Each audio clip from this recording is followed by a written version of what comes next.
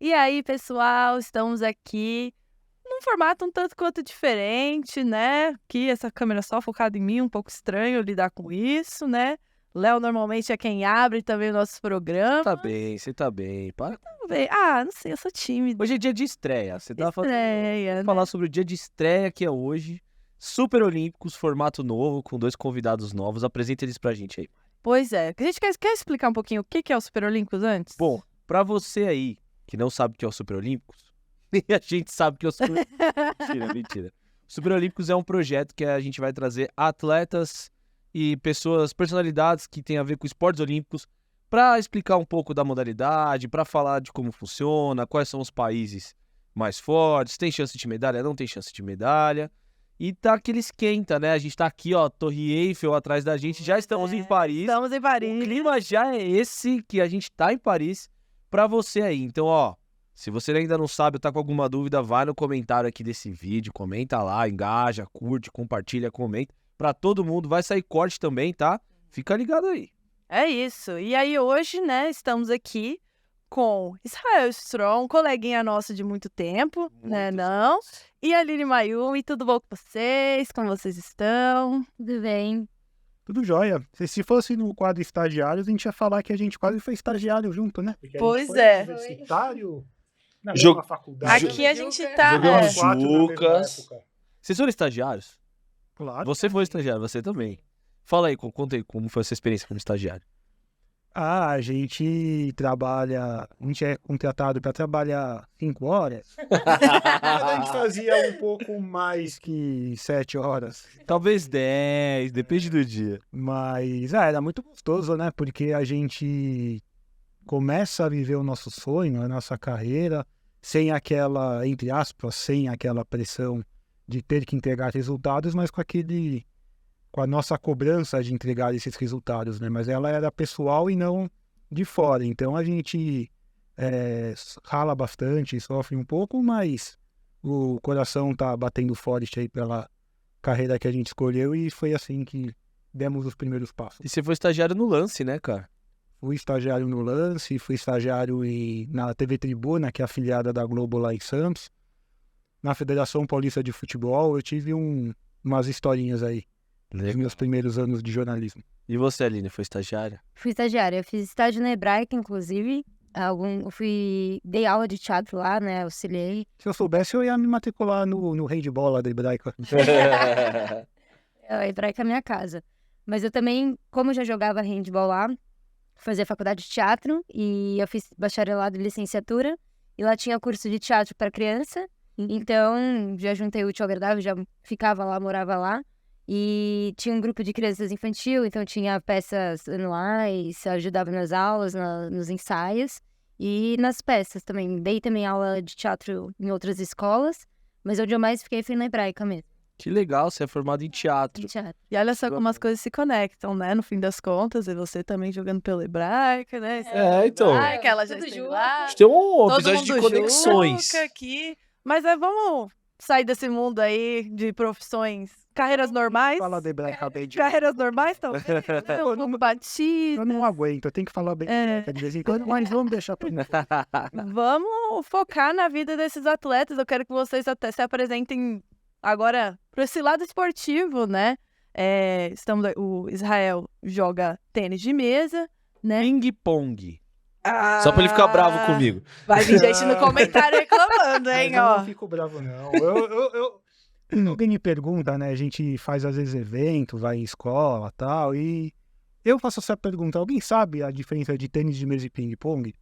E aí surgem teorias, falam, porque é profissional, material. Falo, sei que se alguém souber, me ensina, porque eu não sei. Até hoje você não descobriu. Mas vai ter gente aí, vai vir uns haters aí, tem que tomar cuidado. Então, com a Aline aqui, que hoje joga na seleção de rugby, né, do Brasil, e também já jogou handball, né? Já. Joguei também na seleção de base de handball. Cara, Você sempre jogou os dois, sempre alternou os dois, handball e rugby, não? Eu mudei pro rugby. Na verdade, foi no momento que eu decidi parar o handball. Minha irmã tava começando o rugby. E aí, eu nunca me vi em outro lugar senão no esporte. E aí eu falei assim, posso ir com você no treino? Me apaixonei, falei, É isso, agora eu vou ter que ir pro rugby. Que bom, foi um jeito Desistir, né, de continuar também. Mas você desistiu do handball por quê? Lesão ou você só não... Foi. Acho que mais por questão de campeonatos mesmo. O handball passou por um momento bem difícil, assim, de perder muitos times começaram a se desfazer. Então, foi um momento que eu decidi, assim, não tinha mais campeonato brasileiro, pouquíssimos times, paulista. Então, foi um momento que eu meio que não tinha mais motivação pra querer estar ali, sabe? Sim. E eu gostava muito de levar o esporte como um profissional mesmo, levar a sério. E aí, essa paixão foi diminuindo, e aí eu já não me via mais motivo pra estar ali, sabe? E aí depois eu reencontrei isso no rugby, e aí foi realmente onde me acendeu a chama de novo. E você começou a jogar rugby aonde? Eu comecei no São Jorge, que era um time, de Série B, assim, de Paulista. Meninos, assim, que jogavam for fun, sabe? E aí minha irmã treinava lá, comecei a me apaixonar, e depois fui procurar alguns outros clubes. Aí eu já fui direcionada, assim, porque eu queria chegar na seleção, sabe? Eu falei, não, eu quero jogar isso daí de verdade. Você mirou e falou, cara, vou chegar na seleção. Tanto que, assim, tinha clubes perto da minha casa, eu atravessava a cidade, tipo, 20 quilômetros. Falei, não, ali, porque ali tem 4 meninas da seleção, as melhores. Tem que ir pra lá, né? A Paulinha, que é famosíssima, a Mari Ramalho, o Binha. Eu falei, não, eu quero aprender com as melhores, eu vou ali pra jogar com elas. Que massa aí. Foi bem... o hand foi mais caminhando, o rugby foi totalmente direcionado. Eu quero chegar lá rápido, assim. Já tava mais velha. E é interessante porque ela fez teatro, né? A galera geralmente costuma fazer educação física e tal. E aí você já foi pra essa parte de esporte, sempre atrelou essas duas coisas. Sim. E sempre conseguiu levar a faculdade também, que isso é um mito que tem, né? Pô, com alto rendimento não dá pra estudar junto e tal. É difícil, mas dá. Dá. Como que era a sua rotina? Eu ia pra faculdade e ia direto pro treino. Na época eu ainda jogava handball, então eu fiz a faculdade na Moca, eu já ia de carro, já ia direto pro treino, que era em Guarulhos, assim. Loucura, assim. Teatro é complicado também, até em questão de horário, porque assim como o esporte também é muito, muito ensaio, assim, o esporte também é quase que 24 horas, né? Sim. Você se dedica a uma recuperação que você faz depois, um alongamento em casa, enfim. E o teatro é a mesma coisa, né? Você ensaia, fala, tem cenário, enfim. Então, foi bem difícil, mas deu pra levar. Assim, lógico, você não levei os dois perfeitamente quando tava na mesma época, né? Mas deu pra levar. Que massa. E Israel também foi uma coisa meio parecida, mas nem tanto.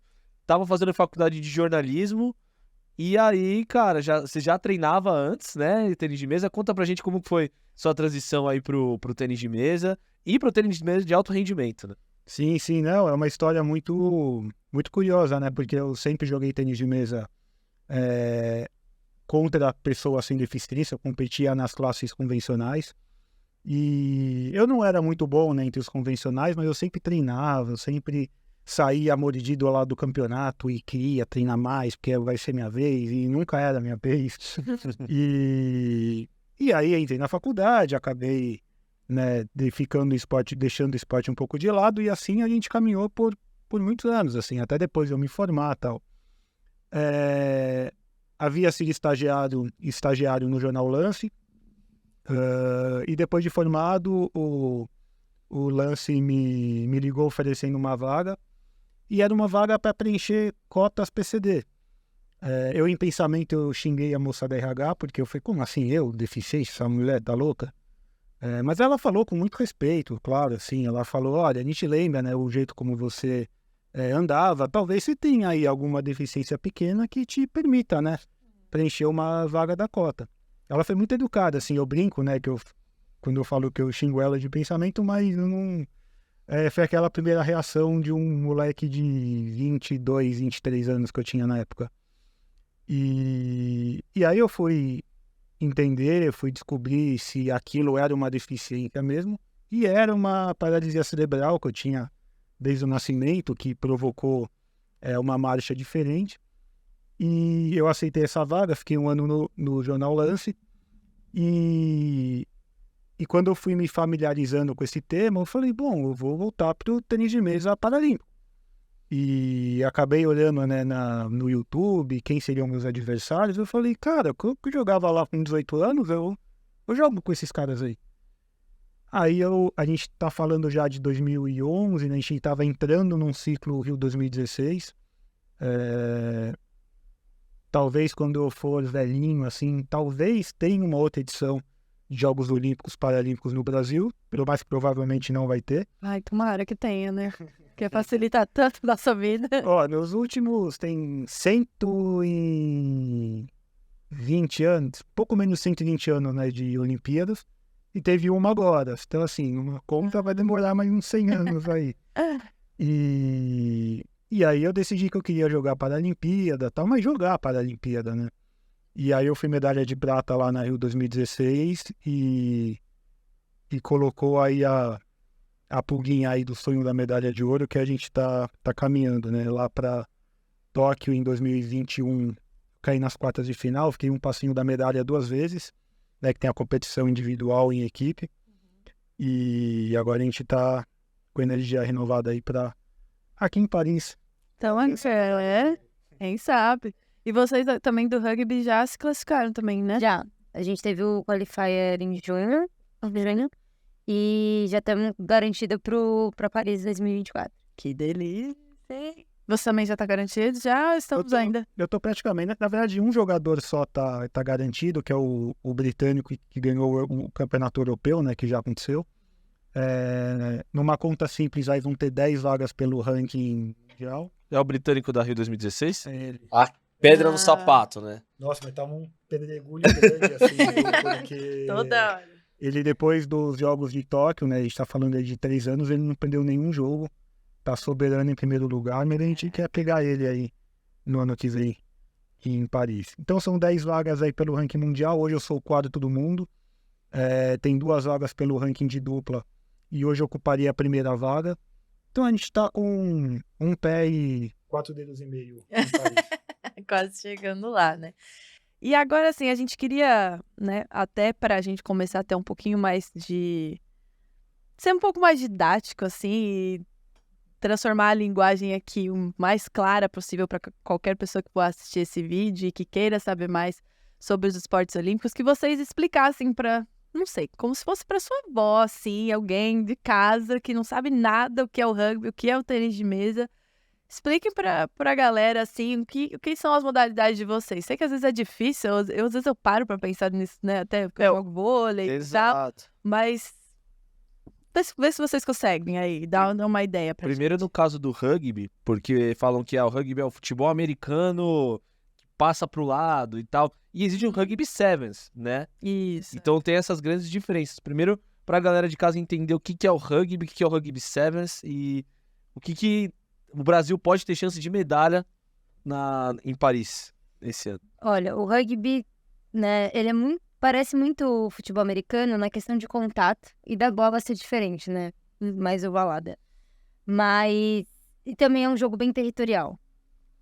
Mas ele é muito mais estratégico, quer dizer, eu não conheço muito do futebol americano, né? Então eu não posso assumir nessa posição, mas assim, o rugby ele tem... Todo mundo defende, todo mundo ataca. Eu acho que essa é a principal diferença do futebol americano. Então, o mesmo time que tá defendendo vai atacar. Então, tem uma alternância de posse de bola muito grande. E isso é muito importante, porque ao longo do jogo, se você recupera a bola mais rápido, mais fácil, você tem uma transição muito mais fácil, né, pra marcar o ponto. O principal ponto também do rugby é o fato de passar a bola para trás. Então, você só pode passar pro seu lado ou para trás. Então, se a pessoa tá na frente, ela não pode, ela tá impedida. Uhum. A única forma de se levar a bola à frente é com o pé. Então, você pode chutar a bola e buscar. Mas você só pode pegar as pessoas que estão atrás do chutador. Mas você pode, tipo, chutar para o alto e pegar, ou não? Você tem que chutar, ela tem que bater no chão e você tem que pegar. Não, pode ser no alto. Pode ser no alto. Pode ser no alto. Então, você Tá. pode chutar e alguém disputar essa bola no ar. Tá. Mas a única forma de você jogar a bola pra frente é com o pé. Senão, você tem que ir carregando a bola e passar sempre alguém pra trás. Certo. E a única forma de alguém te frear é te derrubando, né? Então, eu vou pegar a bola, eu quero chegar dentro do in-goal e encostar a bola no chão, né? Diferente do futebol americano que só entra. A gente precisa encostar a bola e ter aquele triplo contato que a gente fala. Chão, bola e corpo. E aí, pra isso, a única forma de alguém te frear é te derrubando, que é o tackle. Mais pelo futebol americano. E aí, depois de um tackle, a gente tem como se fosse um huck, né? Então a gente apresenta a bola e aí faz uma casinha. Vem um outro jogador, faz uma casinha em cima de você, protege a bola. e vem o terceiro jogador abrir essa bola. Enquanto essa bola tá embaixo da casinha, ninguém pode pegar ela, do outro time. Aí forma-se uma linha de impedimento, né, pra defesa subir. Ela não pode estar não pode estar à frente da bola nesse momento. Então é um jogo com muito detalhe, né? E a única forma deles tirarem essa bola é limpando essa pessoa que tá em cima. Então se eu tô em cima da bola, pode vir outro jogador tentar me empurrar. É um jogo de muito Contato o tempo inteiro. puro, Meu muito Deus. puro. E uma coisa que eu sempre vi falando de rugby é que não tem muito um biotipo físico também, que é específico, né? Sim, as diferentes posições também dão essa variedade, né? E dá mais oportunidade de outras pessoas participarem do esporte, que às vezes só vem, por exemplo, no vôlei só pode gente alta, no basquete também. E acho que existe esse mito de, tipo, tem que ser forte, Aguentar todo esse tranco aí. magro e baixo.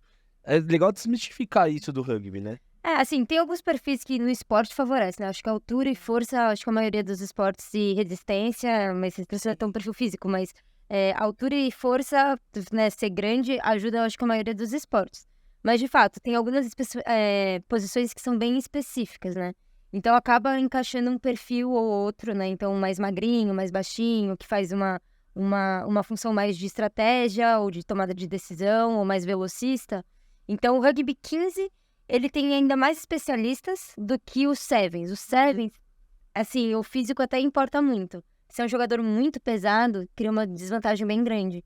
Porque a diferença do 15 e do Sevens é a quantidade de jogadores, né? Então, no mesmo campo, um tem 7 e outro tem 15. Então, no 7 tem muito espaço. Se você é uma pessoa mais pesada, mais lenta, isso muda muito. Então, acaba que no Sevens tem que ter um perfil mais rápido e ágil, sabe? Não pode ser tão pesado. O 15 já cabe todos os perfis, né? Então, tem pessoas mais rápidas nas pontas, tem pessoas mais pesadas que precisam fazer a função desse contato, de limpeza, de trabalho mais sujo, que a gente chama, sabe? E são, inclusive, no 15 é uma das funções principais. É onde o jogo é ganho, que é muito territorial.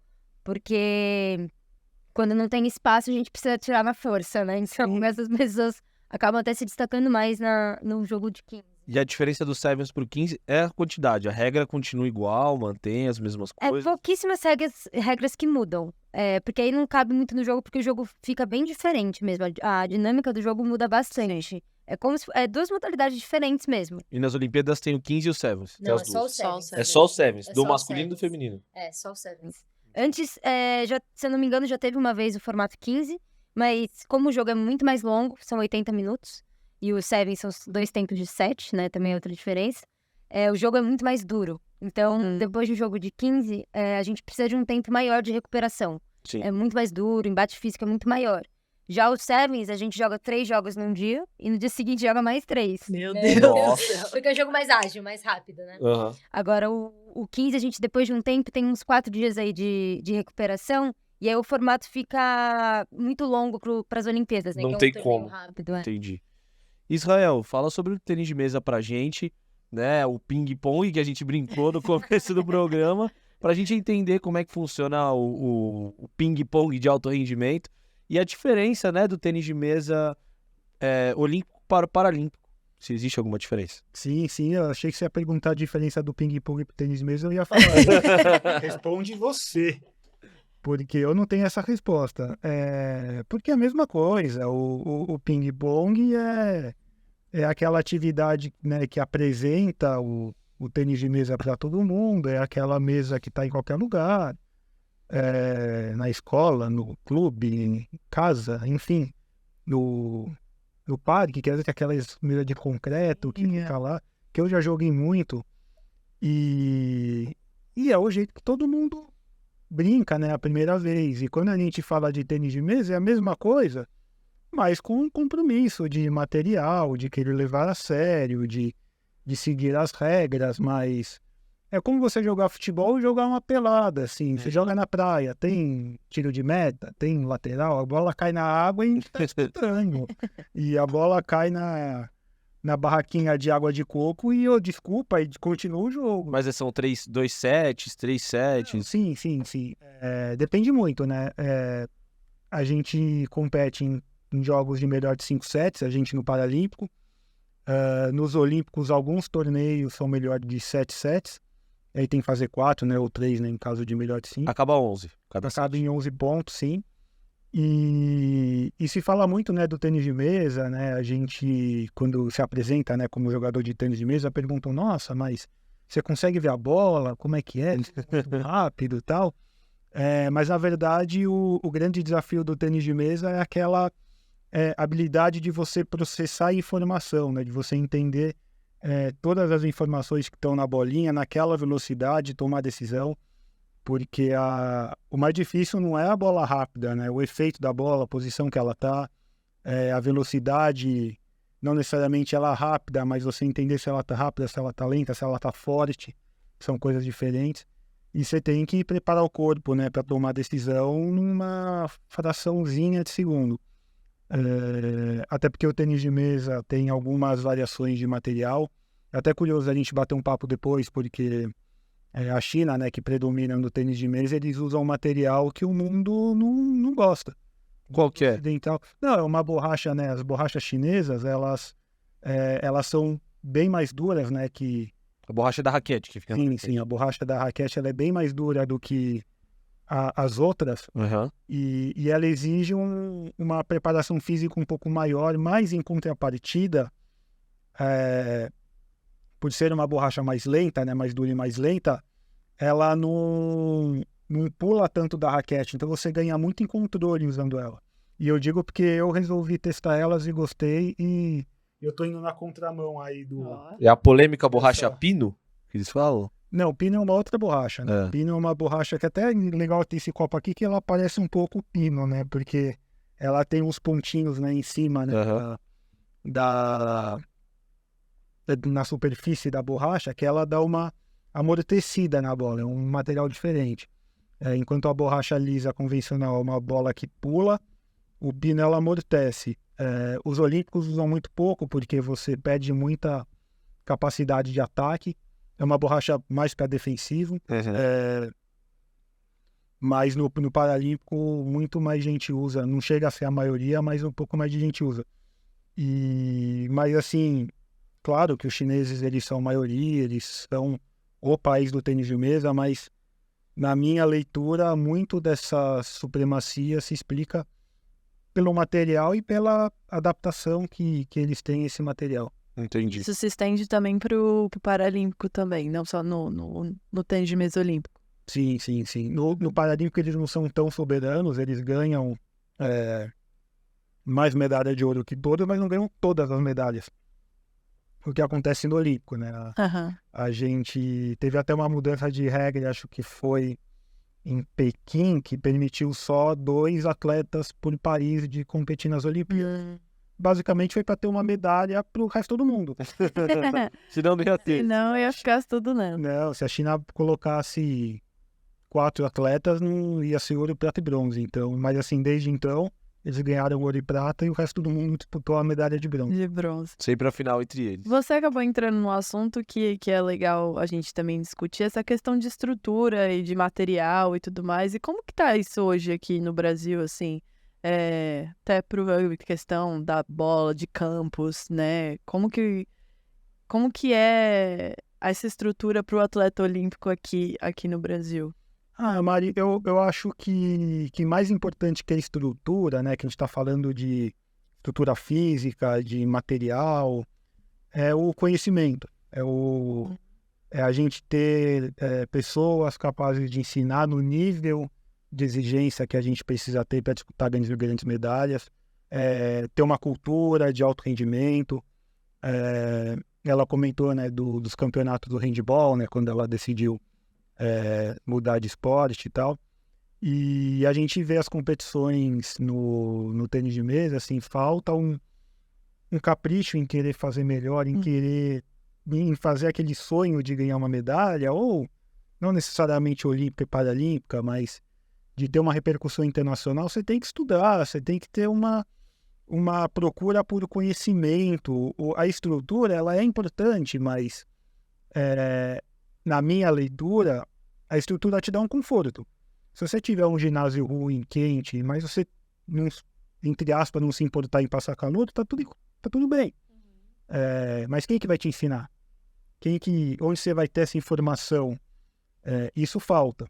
E é possível ser melhor, né? Melhorou muito com essa questão da internet. Hoje no YouTube você vê qualquer competição ao vivo, então você tem um pouco mais acesso, mas é na raça, assim, as suas tentativas de erro.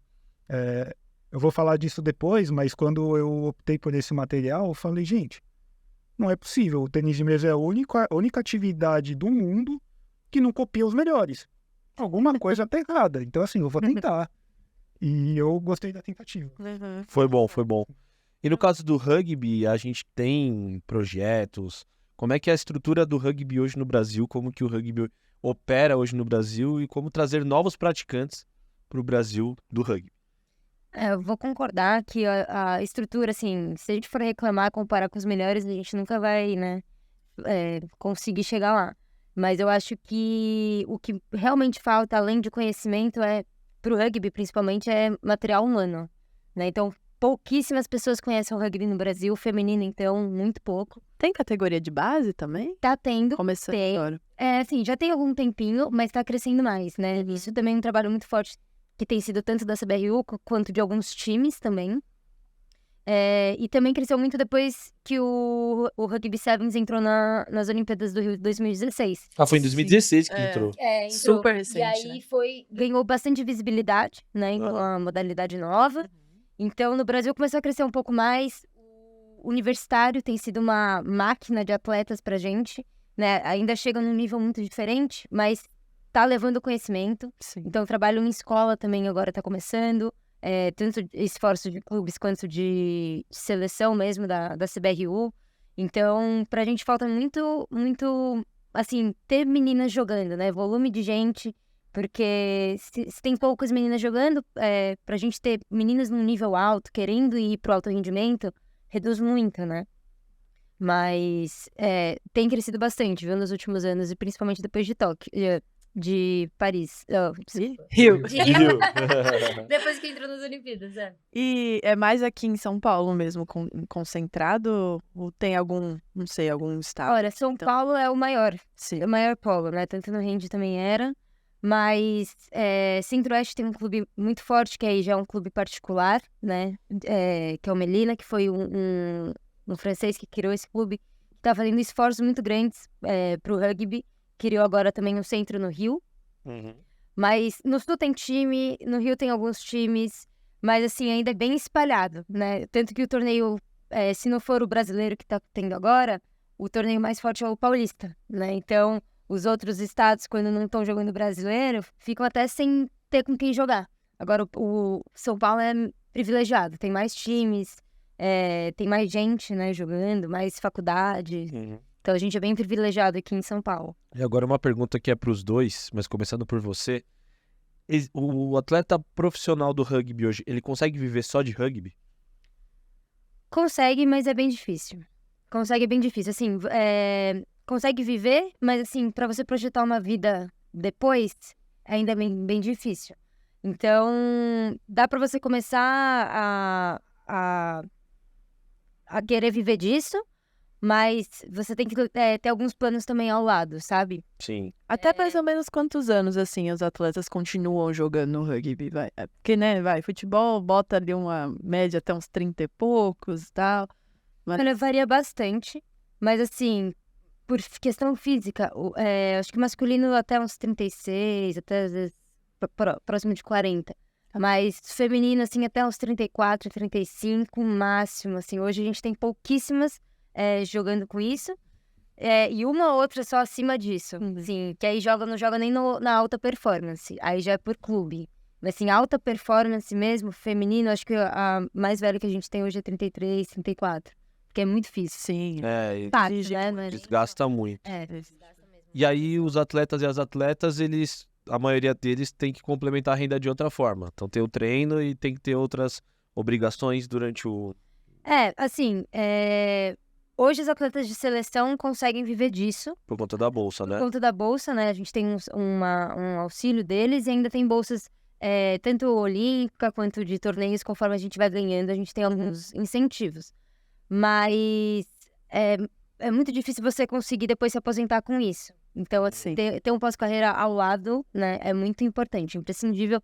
Assim, hoje poucas pessoas têm isso, né? Então, eu acho que, inclusive, isso é uma preocupação dos atletas mesmo, tanto do masculino quanto do feminino, para esse pós-carreira, porque a gente nunca sabe quando é. O rugby, ainda mais o rugby que muitas lesões, a gente nunca sabe. Atleta, né? A gente nunca sabe quando vai ser a última vez que você vai jogar. E aí, por isso que você falou desse movimento dos universitários. Tem gente que tá na universidade, de repente, para se formar, e aí já tem essa formação e consegue desempenhar o rugby. Olha, tem poucas pessoas que vieram do universitário pra seleção de fato. Aham. Mas hoje eu acho que todas as meninas da seleção já estão fazendo faculdade ou já tem uma faculdade feita, assim, sabe? Sim. Mas não atuam na área. É porque muitas faculdades têm o time de rugby, né? Tem. Isso ajuda, né? Ajuda a julgar, né? Sim. E no caso do tênis de mesa, Israel, como é que funciona para ser um atleta profissional de tênis de mesa hoje em dia? Não, assim, falando dos meus colegas olímpicos, é bem difícil, assim, porque quando a gente fala em viver de tênis de mesa, né, e receber renda do tênis de mesa, tem que ter quem pague a renda, né? Tem que ter um negócio, né, que faça valer a pena a máquina girar.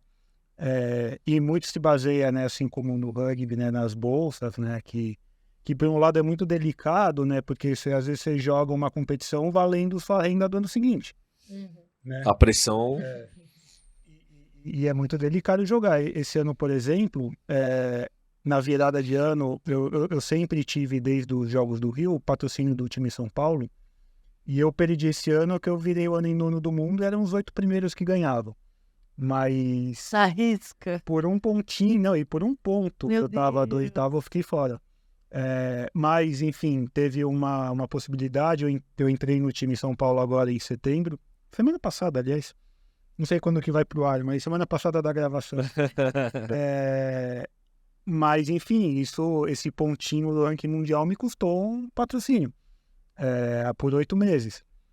E o mais delicado é isso, assim, o mais importante no esporte para que a gente faça essa máquina rodar primeiro, a gente atleta, né, ter um conhecimento, e nós do Juca aqui somos de comunicação, facilita um pouco, né, ter um conhecimento de marketing, de saber se vender, de entender qual que é o produto que o atleta vende, que ele oferece. Sim.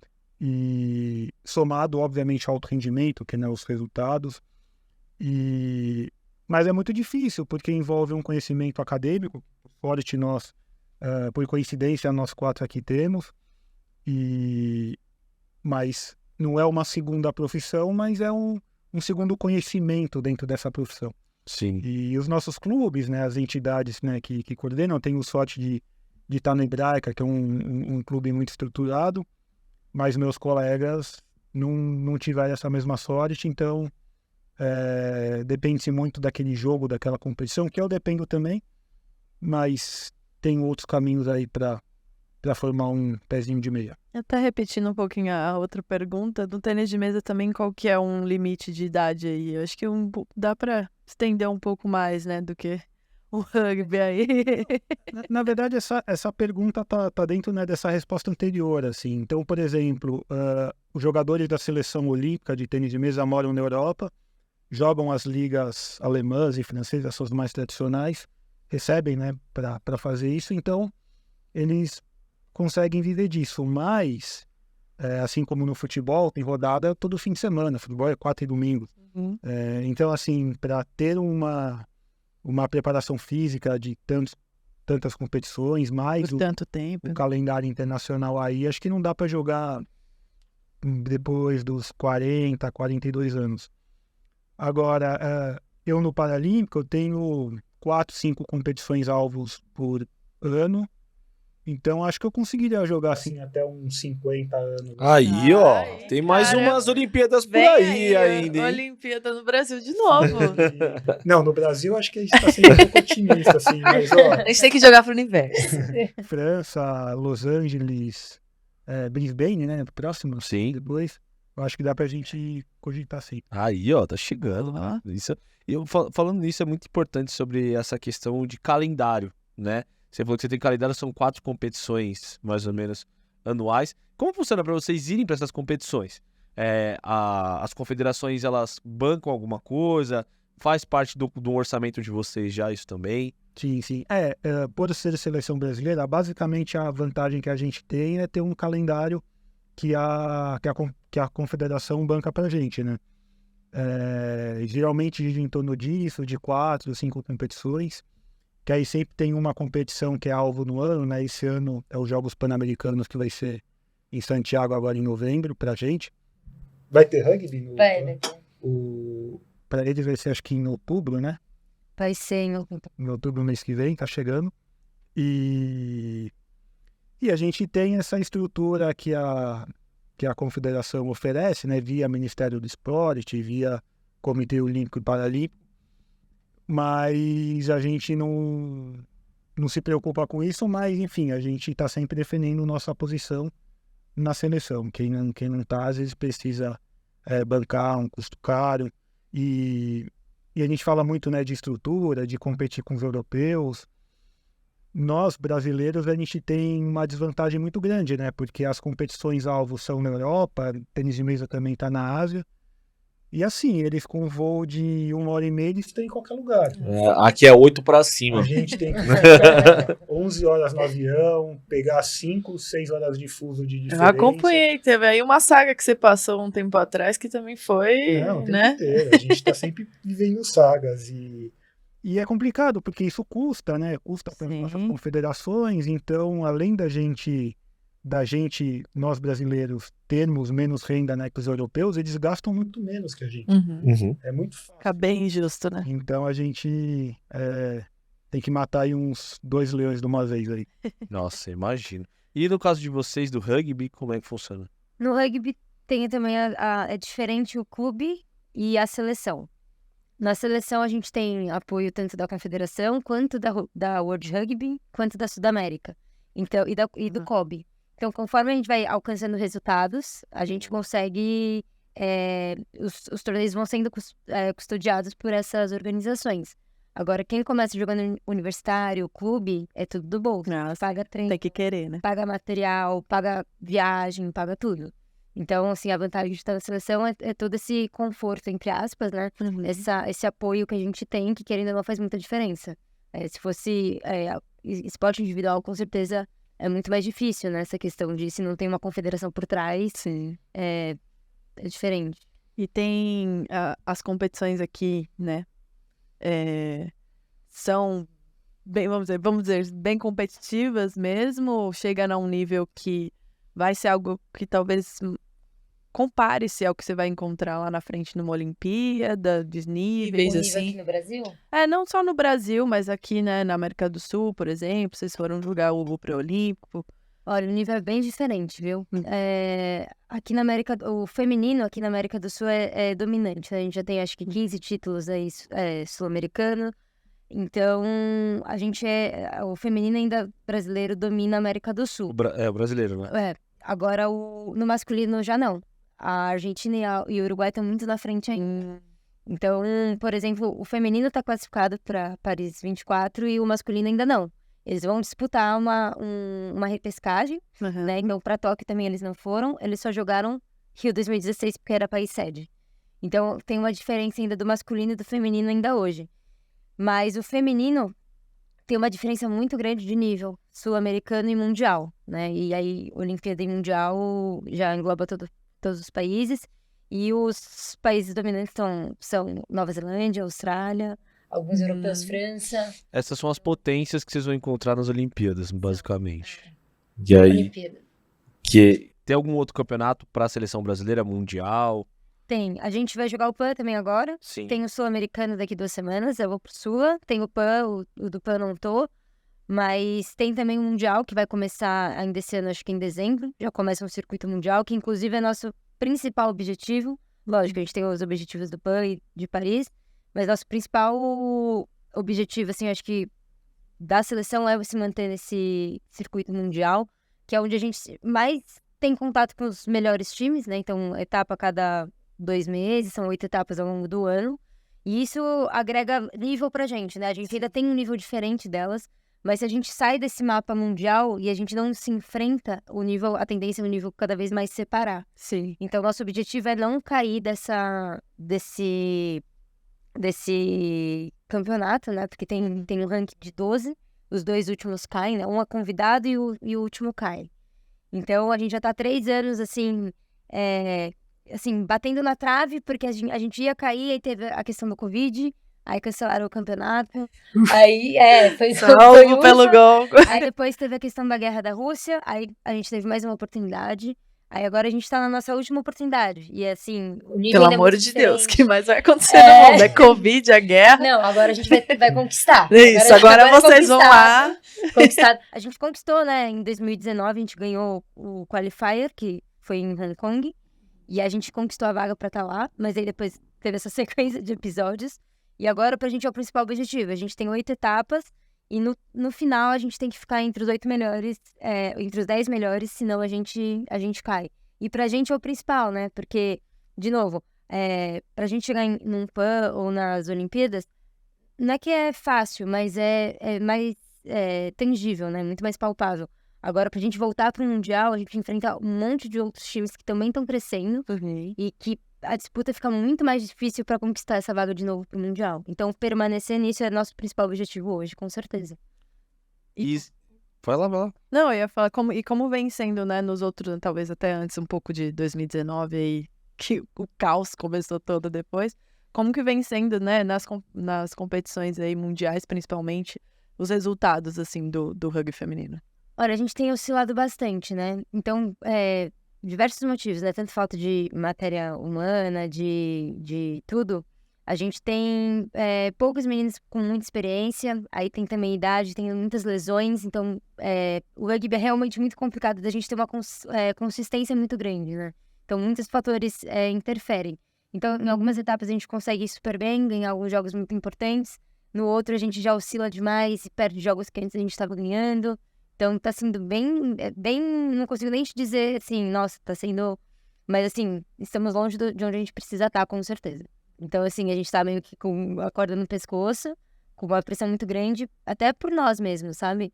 Não é nem só de cima a pressão, mas porque a gente sabe da importância que é isso, não só pra gente agora nessa geração, mas pra gerações futuras também. Sim, pra quem vem, né? Pra quem vem. Que é um lugar onde a gente quer estar e precisa estar. Porque, querendo ou não, aqui na América do Sul vocês estão bem estabelecidas já, né? E aí, então, o próximo passo é essa questão mundial. Se permanecer no mapa mundial. Sim. E, Israel, qual que é a maior rivalidade no tênis de mesa hoje? Aquele joguinho que você já vê o cara do outro lado ali dando aquela risadinha. Tem isso, tem essa catimba no tênis de mesa. E pra vocês também falar um pouquinho das maiores potências, né, do tênis. Além dos chineses, que a gente já choveu no molhado, né? E o britânico. E o bendito britânico. Eu ia falar isso, rivalidade pra mim é eu e o britânico, né? Porque ele ganhou de mim no Rio, agora ele tá benzão na fita aí. Vamos ver se a gente dá o troco, né? Eu falei agora há pouco, né? Esse ciclo ele ganhou todos os jogos que ele fez. Nossa. Ele jogou 8 torneios, ganhou os 8. Israel vem aí pra acabar com Não vou isso. acabar com essa palhaçada. Mas não, assim, a rivalidade no tênis de mesa ela é muito difícil, né? Porque a China é muito soberana. A gente vê nos Olímpicos, teve um Mundial agora, esses últimos, faz uns 3 meses, se não me engano, que não tinha limite, né, de inscritos. Tinha, acho que 6, né? Era um máximo, né, que uma equipe podia colocar, ou 4, não sei. O fato é que a China só não ganhou uma medalha, assim, de masculino e feminino. Foi ouro, prata e bronze, com 2 bronzes, né? Ouro, prata e 2 bronzes no masculino, ouro, prata e 1 bronze no feminino. Nossa. Então, assim, a gente não consegue ver outras potências aí. Mas o Japão é uma escola muito forte, a escola europeia, França, Alemanha, chega bem também. E o Brasil tá colocando um pezinho aí nessa confusão. A gente tem o Hugo Calderano, que é 5º do mundo, onde ele já está há algum tempo. Ele é top 10 do mundo, já tem 6, 7 anos. Hugo, me desculpa aí se eu errei, mas você entende. Ele vem aqui um dia explicar pra gente. Ele vem. Ele vai trazer o cubo mágico aí que vocês vão ficar malucos. Então, além de ser fã de cubo mágico, né? E ele sabe todas as capitais do mundo.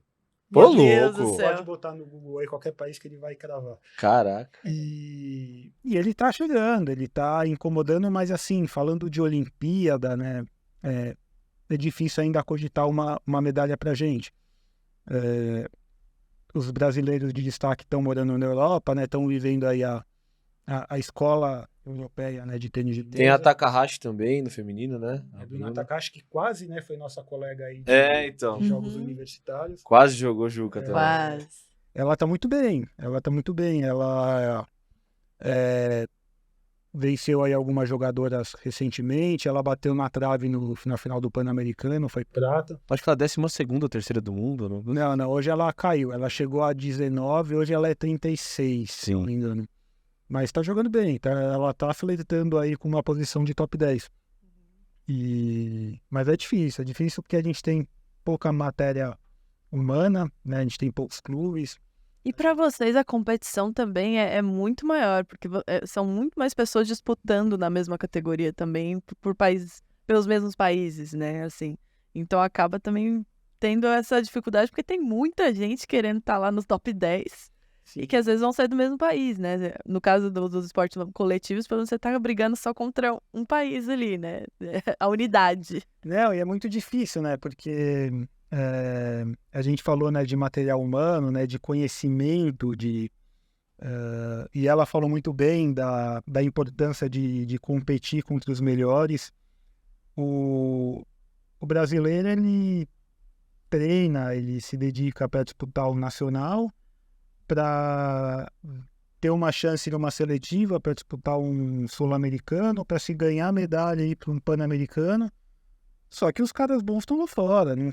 Lá fora do nosso continente. Então, fica muito difícil. Aí quando você tem 18 anos, que se cogita uma possibilidade, mas você já é um atleta formado com 18 anos, você já perdeu essa base, essa oportunidade.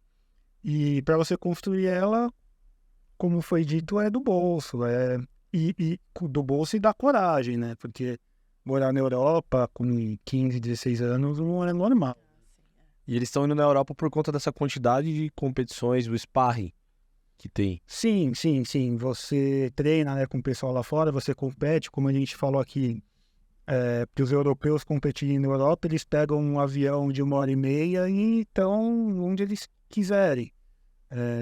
Muito mais frequência. Então tem muito evento para lá. Eu particularmente acho a escola asiática, a China é óbvio, né, mas como escola, né, o Coreia, Japão estão muito acima da Europa, mas aí é muito mais inacessível ainda, né? A gente se vira no inglês aí na Europa. Agora no japonês, no mandarim é meio Vai na complicado. Coreia, fala inglês, vê se alguém vai te dar bola. Não, é complicado. E, cara, Já estive nessa situação. Quantos países você já visitou, cara? Ai, difícil essa pergunta. Uma média aí. Uns 25, eu acho que eu já fui. Já. Qual foi o mais estranho que você foi? Estranho? Diferente, vamos usar a palavra diferente. Não, a China é diferente. É diferente. É uma outra cultura, eles são muito ligados no 220, que eles não param, eles têm um jeito de trabalhar correndo. A gente, né, fala assim, não, que eu trabalho muito. Ainda mais aqui em São Paulo, né? Trabalha correndo mesmo e corre, vai pra lá. E quando eu falo correr, não é no sentido figurado, é no sentido literal. Literal mesmo. Eles não param e é muita gente, né? Eles têm essa cultura de se não produzir muito, não sustenta a família, né? Eles têm alguns descuidados, né, pessoais, de higiene, que chamam um pouco a atenção. E foi o que mais me chamou a atenção, assim. O que eu mais gostei, falando da minha turma, foi Israel. Assim, eu sei que não foi essa pergunta, mas eu quero falar de Israel. Que eu gostei E legal bastante. falar da Macabíadas, né? Que você tava recentemente também. Sim. Eu fui para Maccabiada há 2 anos, né? Foi as 2 experiências que eu tive em Israel. Muito bacana, né? Ter um contato com a minha cultura, né? Com um país que é a origem, né? Do meu povo, né? Do judaísmo. é uma lição, assim, de história, de segurança, né? A gente relaciona Israel com os problemas, né, de terrorismo que tem por lá, mas a sensação de segurança, assim, é uma segurança de estamos ligados, mas estamos tranquilos, assim. Se eu tivesse que sair do Brasil, era para lá que eu iria. Moraria lá tranquilamente. Não é porque tem um nome bonito lá o país, né? Tá puxando saco, tá É. puxando sardinha. E você, Aline, também já viajou bastante? Viajei bastante. Também não sei te falar quantos países, mas eu vou concordar que a China foi um país que me chamou bastante atenção, de ser bem diferente, assim, de cultura. E muito diferente, assim. Engraçado que eu fui pro Japão e pra China na mesma viagem. Assim, e eu sou descendente de japonês, né, de oriental, de japonês. Muito diferente um do outro. Assim, absurdo. Apesar de ser muito próximos, tem Sim. hábitos mesmo, valores, cultura, assim, tudo muito diferente, assim. A China, com certeza, é um país bem curioso. E muito grande, muito cheio de gente. Parecido com nada, assim, que Europa, nada. Bem, bem diferente. E eu não sei se a gente pergunta também pra você a questão dos rivais. O Brasil tem no rugby algum rival específico, igual um Brasil e Argentina da vida, assim? Ou acaba que... Olha, rival, assim, a Argentina, às vezes, né, sempre Brasil e Argentina, mas Pelo contexto histórico do mundo, né? pelo contexto, assim, não muito, né, porque a diferença ainda é muito grande, enfim. A gente tem uma rixa bem forte com a Colômbia. A gente perdeu a última medalha pan-americana para elas. Assim, foi a primeira vez que a gente perdeu um jogo oficial para um time sul-americano, que a gente fez tocar essa medalha de bronze, então foi... Antes já tinha uma rixinha, e aí tem aquelas brigas em campo, é um jogo, né, que sobra muito, né... Cotovelinho pra lá. O jogo inteiro... Faz parte do jogo. Então, assim, são meninas, assim, chatas, assim, de conviver, assim, ficam enchendo o saco, assim, em campo, fora de campo. Então, a Colômbia, acho que é um time que eu falaria, até no 15. Sevens e 15, a Colômbia, assim, a gente tem uma rixa forte, viu?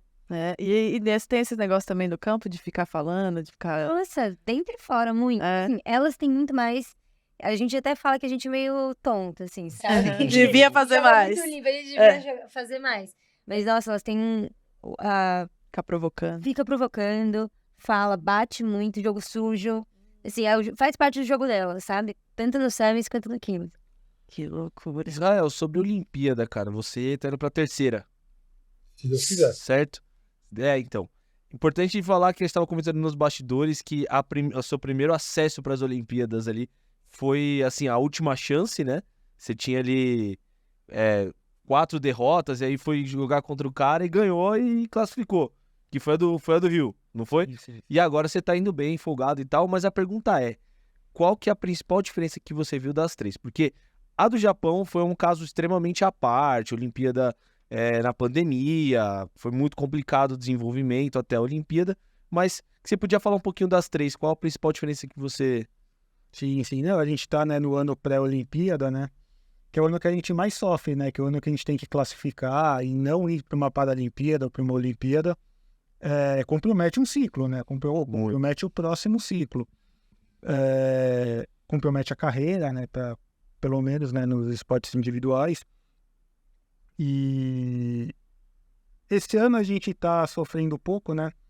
Eu joguei esse ano 6 competições, eu fiz 4 finais e 2 eu ganhei. Então tá sendo um ano bem interessante, né? Eu saí da 9ª posição lá que me tirou do time São Paulo para a 4ª, que me fez voltar para o time São Paulo.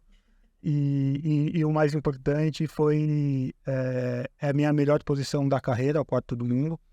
E ter um caminho tranquilo, né, para as Paralimpíadas. A gente percebe como é um momento que até os nossos colegas de seleção, a gente está mais estressado mesmo, né, ou eles, né, por essa pendência de vaga, os campeonatos valem mais, valem uma carreira, então é um ano muito difícil.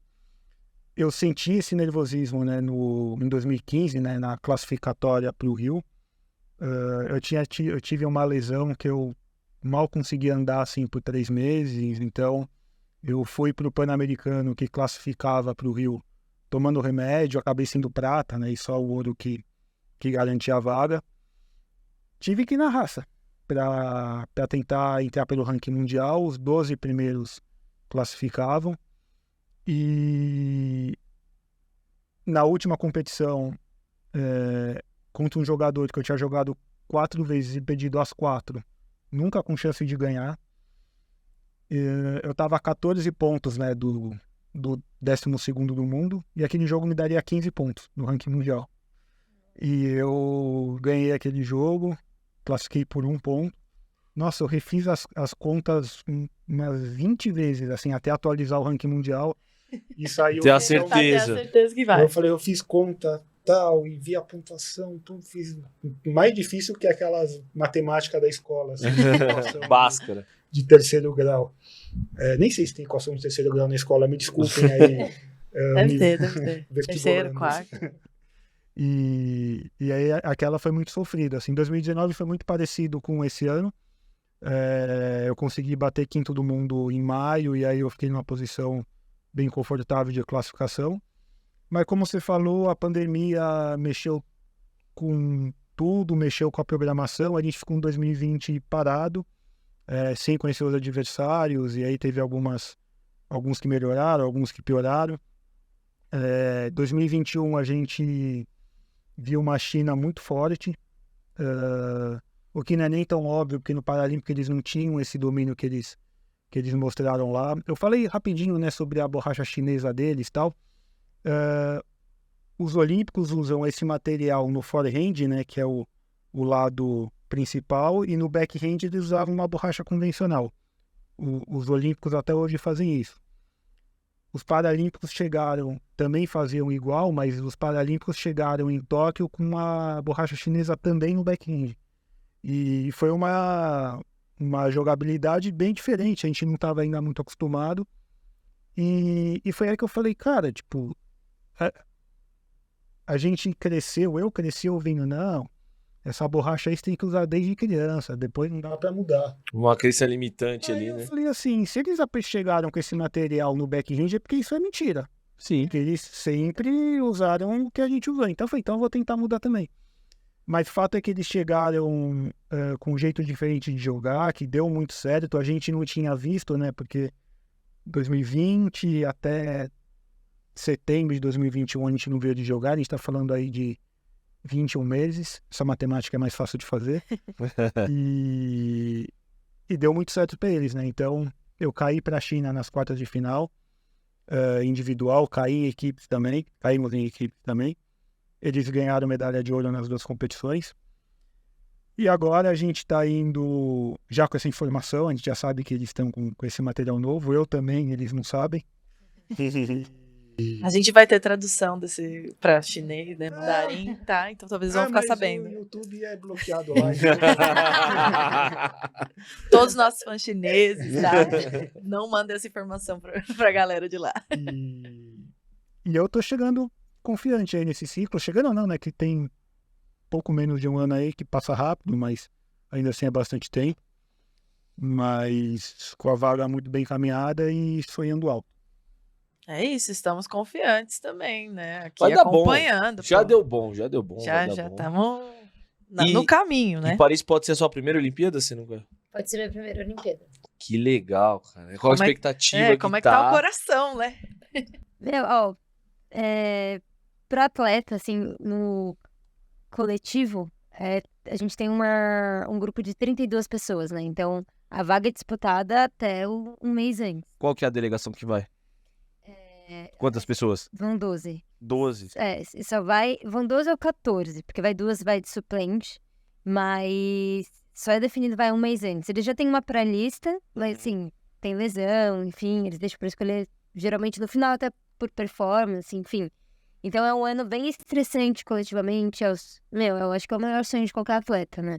Uma Olimpíada e tal. Então, é um ano bem estressante, com um monte de calendário ainda, coisas importantes. Tudo rolando ao mesmo tempo, né? Não, é uma coisa que deve ser muito difícil, né, para os esportes coletivos, ou mesmo pro tênis de mesa que tem convocação, é que você está competindo com o seu colega, com a pessoa que você possivelmente gosta, que tem um apreço, mas assim, pode um ir e outro não. Eu tô vendo, né, tô acompanhando meus amigos, né, do Olímpico, teve uma convocação pro Pan-Americano agora, e um foi, outro não foi, e aí precisa ter muito juízo, né, para isso não virar uma briga interna, você tem que ter um respeito, uma educação em casa, sabe, para que isso não distrate o bom relacionamento, mas é difícil, assim, a gente exige-se uma maturidade que muitos não têm, né? Deve ter um...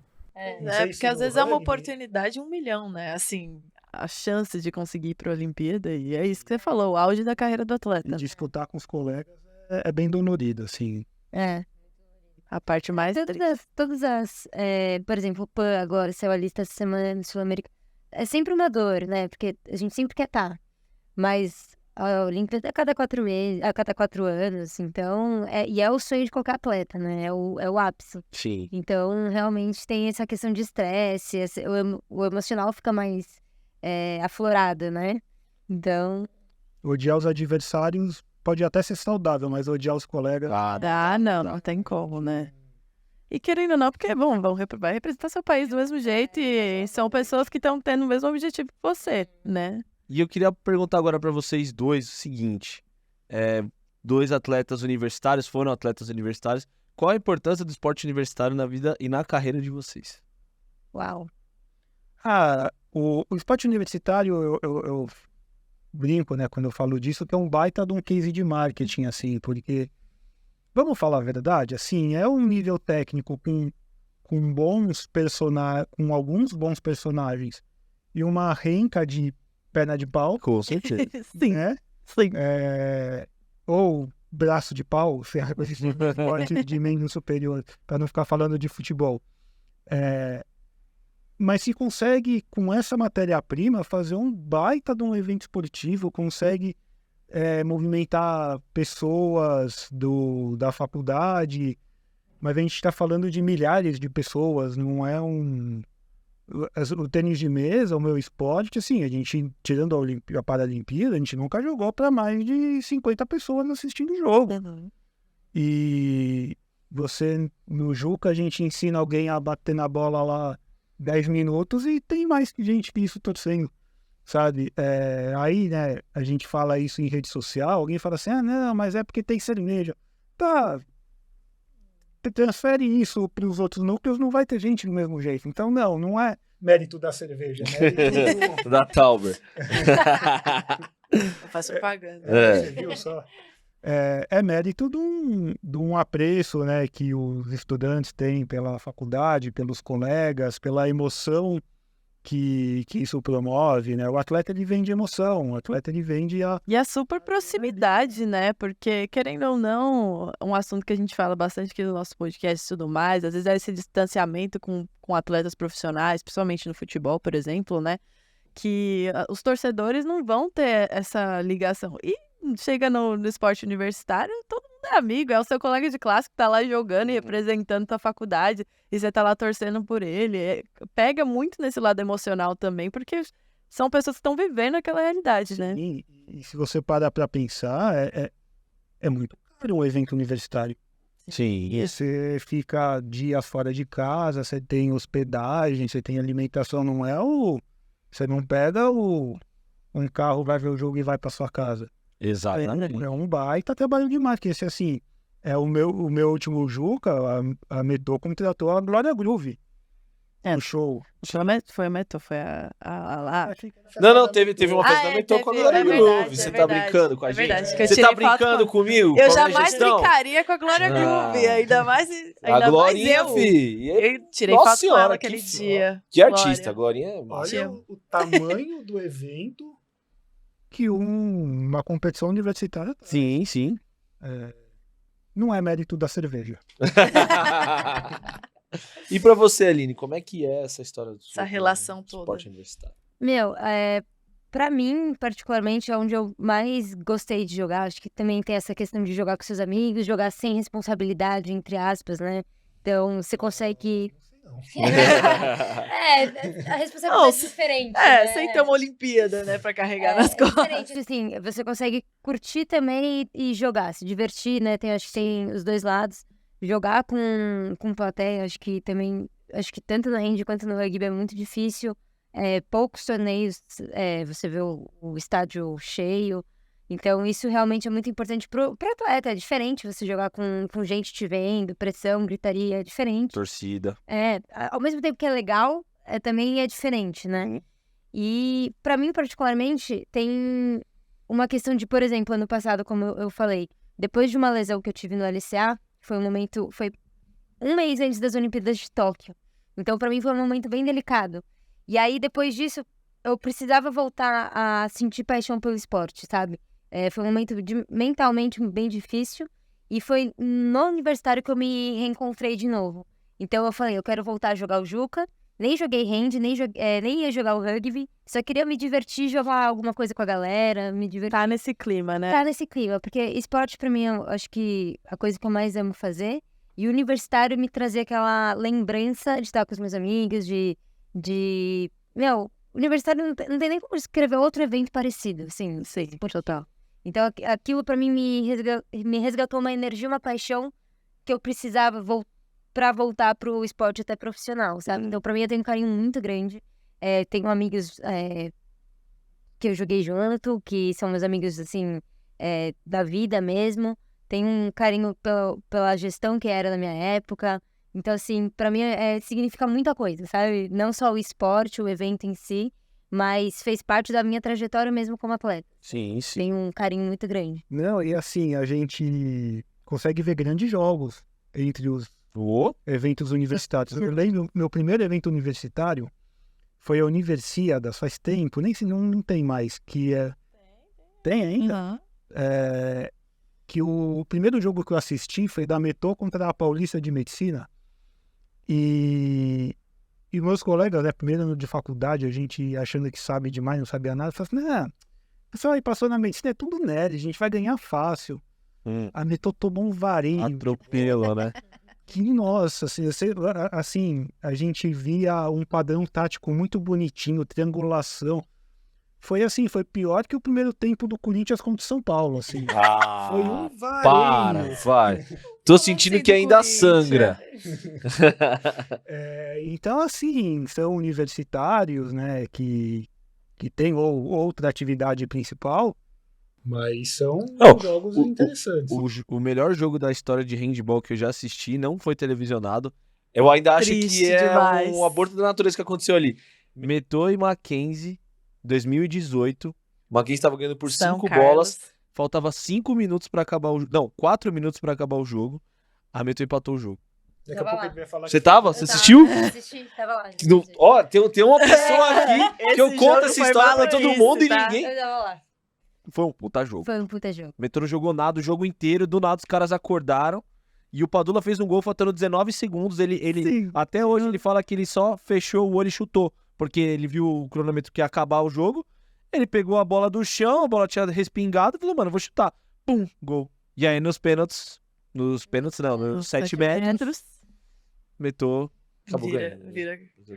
Mas que Foi o loucura. primeiro jogo, né? Foi o primeiro jogo, a gente ia ser eliminado no primeiro, tipo...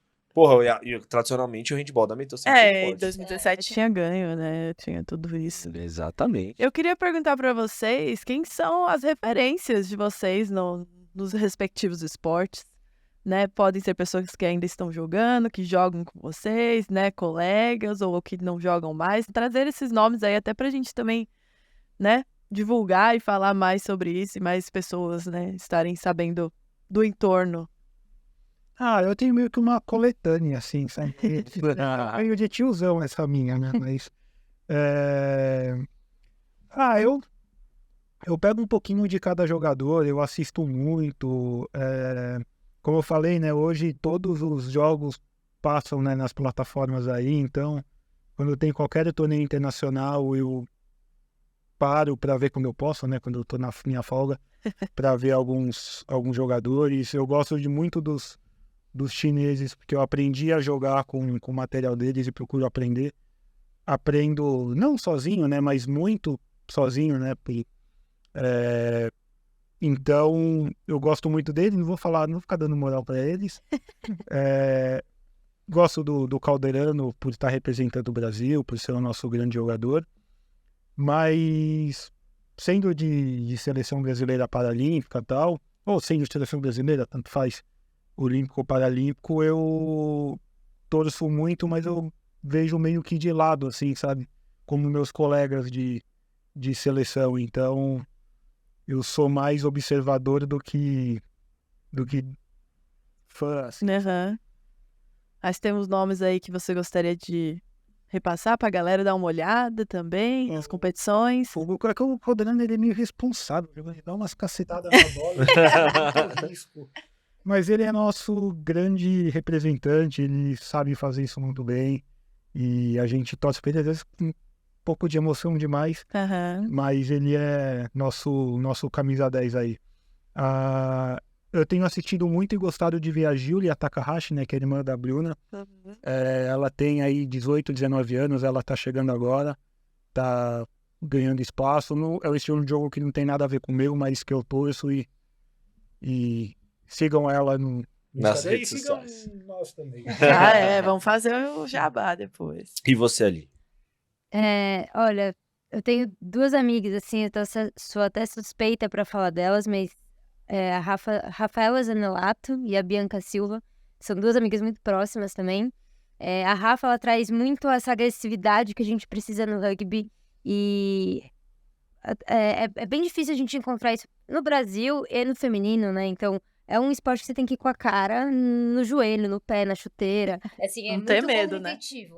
E ela traz isso de uma forma sensacional. Acho que ela é a nossa hoje melhor defensora, nossa jogadora mais agressiva que a gente tem. Então, ela com certeza é um espelho de rugby, de espírito, de paixão, assim. Joga lesionada, enfim, ela inspira mesmo. E a Bianca Silva, assim, pra mim, talentosa, assim, por natureza. Muito rápida, muito inteligente. Joga fácil, né? A gente brinca, joga fácil. Assim, as duas, assim, sou suspeita porque sou amiga, mas são dois nomes, assim, muito importantes no rugby brasileiro, não só hoje, mas que pra história, assim, com certeza. E Paulinha Estibasti, que já parou de jogar, foi a minha referência, foi o porquê eu fui até o clube na SPAC, melhor jogadora do Brasil de longe, uma das melhores jogadoras também do mundo, do feminino, já parou de jogar, mas assim, vão falar muito dela ainda por muito tempo. Essas são do Brasil, né, mas eu gosto muito de um jogador da França que chama Antoine Dupont, que tá jogando a Copa do Mundo agora, um gênio, assim, gênio mesmo, joga na minha posição, na mesma posição que eu, do 15, e joga de uma forma diferente, gênio mesmo com a bola, assim, sabe, como se fosse um Messi, Neymar do futebol, mas do rugby, assim. Genial mesmo, muito legal de ver jogar, lances absurdos que você se diverte vendo o jogo, sabe? Você espera jogadas incríveis e sai. Muito legal de assistir. Que massa. Que massa. Bom, chegamos ao fim do nosso programa, nosso primeiro projeto piloto ainda, Pois né? Mas é. que postaremos. Logo menos Que tá honra. saindo, né? O primeiro, vocês são o número... Que honra. Tudo que... Ó, uma vez uma pessoa me falou assim, ó, tem o primeiro, tudo que vem depois é o segundo, é o terceiro, é o quarto, aí ó, a moral que vocês têm. A gente agradece. Agradece muito vocês aí pela disponibilidade, por toparem. E é muito bom a gente também, a gente tá aqui fazendo talvez um papel, né, do leigo, de aprender também um pouco mais sobre a modalidade de vocês e queremos ver todos aí brilhando muito aí em Paris, ó. Já estamos lá, hein? Já estamos lá. Em Paris 2026 já é logo ali. 26. 26 não, 24. 24. Eu sempre... É logo aí. Tá chegando. Tá chegando, Tá tá chegando. perto, tá perto. Enfim, vou dar os recadinhos, né, de final de vídeo. Você. Galera, já sabe, se inscreve no canal se vocês curtiram esse conteúdo aí novo, diferente que a gente tá trazendo pra vocês. Curte, compartilha, enfim. Solta pra galera aí, vamos divulgar os esportes olímpicos, né? Se vocês quiserem seguir a gente no Instagram, @canalestagiários. O meu pessoal é Mari Pratali, Léo Valejo. Léo Valejo, e agora dos nossos convidados do Instagram. Sigam eles também, acompanhem essa saga aí até Paris 2024. Sim, o meu é o Stro, STROH. Depois vocês colocam aí. Né, Isso, a gente bota no GC, vai estar tudo na Vai tá, descrição. vai tá. Isso. E o meu é alinemayumi.bedinarski. Também é melhor colocar. Também vai estar lá, melhor É tá só lá. Né? entrar, né? É melhor tá lá. Tá aqui embaixo, ó, gente. É isso, clica aí, confere, vai lá dar uma olhada, dá uma moral pra eles também no Instagram, que é isso, essa galera aí tá representando nosso país, né não? É isso, pessoal, valeu aí, até todo mundo que assistiu até agora, e esperem que logo mais tem mais conteúdos ainda sobre esportes olímpicos, tá bom? É nóis, valeu, tchau, tchau. Valeu, tchau, tchau. Tchau.